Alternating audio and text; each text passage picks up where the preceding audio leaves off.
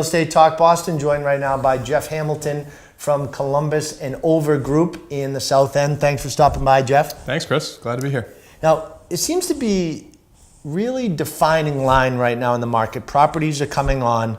Some go literally in seconds. Not even kidding. Versus some hang on the market, traditional, which is okay if you're on the market for 10, 20, 30 days or more. What seems to be the difference between those that go right away versus hanging on the market? Yeah, I think we're truly seeing a flight to quality here. People and consumers are really gravitating towards the best stuff, truly the best stuff. And tons of people will go for the same property, whereas a property that's maybe compromised in just a few ways can easily sit on the market for 30 or 40 days, even when it feels like it's priced to its value out of the gates. So yeah, we're seeing tons of bidding wars. We're seeing properties go early, before they even hit the market. Sort of there'll be some whispers in the brokerage community that a property is coming. The best brokers are getting their clients into those spaces early, and if the price at all makes sense, then clients are trying to tie them up. Seems like in a market like this, that's part of the game, as well as working with a local agent that knows that market. There's a definite benefit to that, because you might be able to get in before something hits the market. Yeah, I think, in this day and age where Zillow and Redfin and Trulia and all these sites, assist the consumer in seeing what's on the market, it's really important to understand what's going on behind the scenes. And that's the value ultimately as brokers that we can provide, is knowing when things are coming early. We're sniffing around the market every day trying to figure out where are those opportunities coming, so that we can get our clients in early, because that's how they can make deals.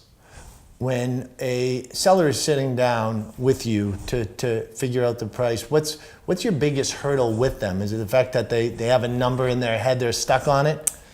Yeah, I think every seller starts with a number, and of course for us, our job is education. We're going to come in and show them all the appropriate comps. And as everyone says in this market, the only real mistake you can make is overpricing a property. I think as long as you're relatively conservative in your underwriting, you're going to get that price, and hopefully more than that price, if you're really well positioned. In a market where it is so competitive, I feel like in a city, a lot of people are jumping into the market, and they hear that it's extremely competitive, but they don't really understand until they get into the game, so to say, right? So, when you're sitting down with a buyer, how are you preparing them to get ready for what they're about to deal with? Yeah, I think it's a great question, and really, there's nothing that helps more than just the experience of it, right? You almost don't believe it until you see it and feel it, and so I think we find with most of our buyers, it probably takes them a minimum of 2 to 3 properties of offering on a property before they actually win a bid, particularly if they're going after something that's sought after, right? In those best locations, the best fit outs, the best finishes. So yeah, we can tell them all we want. Hey, properties consistently go for $100,000 over asking price or whatever it might be, but until they've actually tried it and lost on a bid or two, they probably are a little cautious about putting in those really aggressive bids.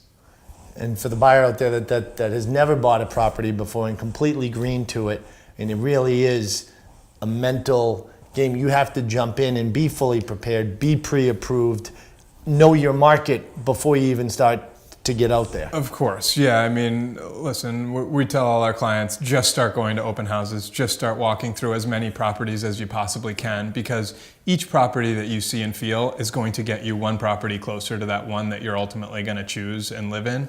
But absolutely, yeah, the education of the financing and understanding how all that plays together is integral towards putting together your best offer.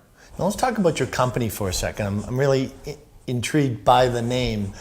Columbus and Over, obviously for those that are familiar with the South End, it defines a specific spot, but what made you come up with that exact concept? Yeah, when we founded the business, it was really all about carving out a specific niche for us where we could add value for our clients. And we believe that by focusing very specifically on smaller neighborhoods and not going outside of our comfort zone, that we can add the most value. So Columbus Avenue being the dividing line between the Back Bay and the South End, those were the two neighborhoods that we really wanted to focus on the most. And so we say Columbus and over, we'll go either side of Columbus Avenue, and that's where we know the most and we can add the most value to each transaction. But if somebody wants to bring you out of those neighborhoods, will you go there? Not really. I mean, never say never, right? We've certainly done transactions outside those neighborhoods, and Beacon Hill kind of falls within the same scope as those two neighborhoods, so we're over there plenty. But ultimately, you know, we're not doing much business in South Boston. You know, we're not going to Dorchester or Kenmore. We're very focused on our markets, and there's enough business there for us that we can stay busy. I think one of the biggest mistakes that real estate agents make when they're just getting into the business is they're willing to do anything or go anywhere. And it sounds kind of counterintuitive not to take a deal, but you have to do what you have to do to get up and running. Yeah. But with that being said, you look at the top agents in the greater Boston area, and most of them are laser focused in a town or a specific neighborhood like we're talking about. Really separates you so people know that is your market, and that's all that you do. It's all about the expertise and knowing and being able to talk to your clients as that insider expert. You know, we don't want our clients to know more than we know, and I'm afraid that if we went to different markets, we might get in over our head where our clients might know more about that market than we do if they live there or have spent a lot of time there.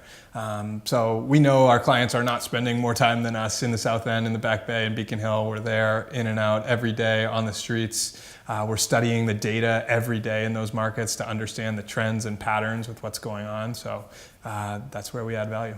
Great information. Thank you, Jeff. And if you want to connect with Jeff Hamilton and his team directly, check out columbusandover.com. And remember, we have more real estate tips just like this one right here on boston.com.